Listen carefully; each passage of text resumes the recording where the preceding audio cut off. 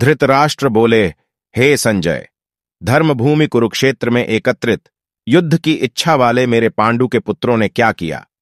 संजय बोले, उस समय राजा दुर्योधन ने व्यूहरचना युक्त पांडवों की सेना को देखकर और द्रोणाचार्य के पास जाकर यह वचन कहा, हे आचार्य, आपके बुद्धिमान शिष्य द्रुपद पुत्र धृष्टद्युम्न के द्वारा व्यूहाकार खड़ी की हुई पांडुपुत्रों की इस बड़ी भारी सेना को देखिए।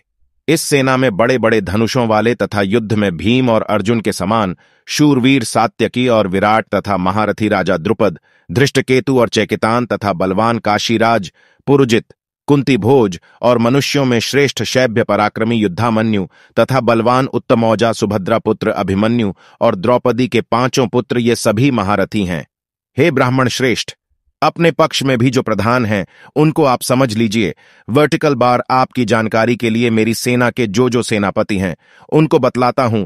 वर्टिकल बार आप द्रोणाचार्य और पितामह भीष्म तथा कर्ण और संग्राम विजयी कृपाचार्य तथा वैसे ही अश्वत्थामा, विकर्ण और सोमदत्त का पुत्र भूरिश्रवा वर्टिकल बार और भी मेरे लिए जीवन की आशा त्याग देने वाले बहुत से शूरवीर अनेक प्रकार के अस्त्रों शस्त्रों से सुसज्जित और सबके सब युद्ध में चतुर हैं।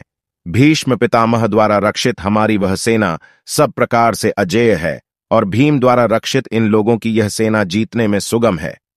कौरवों में वृद्ध बड़े प्रतापी पितामह भीष्म ने उस दुर्योधन के हृदय में हर्ष उत्पन्न करते हुए उच्च स्वर से सिंह की दहाड़ के समान गरज कर शंख बजाया। इसके पश्चात शंख और नगारे तथा ढोल, मृदंग और नरसिंघे आदि बाजे एक साथ ही बज उठे। वर्टिकल बार उनका वह शब्द बड़ा भयंकर हुआ। इसके अनंतर सफेद घोड़ों से युक्त उत्तम रथ में बैठे हुए श्री कृष्ण महाराज और अर्जुन ने भी अलौकिक शंख बजाए। श्री कृष्ण महाराज ने पांचजन्य नामक, अर्जुन ने देवदत्त नामक और भयानक कर्म वाले भीमसेन ने पौंड्र नामक महाशंख बजाया। कुंतीपुत्र राजा युधिष्ठिर ने अनंत विजय नामक और नकुल तथा सहदेव ने सुघोष और मणिपुष्पक नामक शंख बजाए।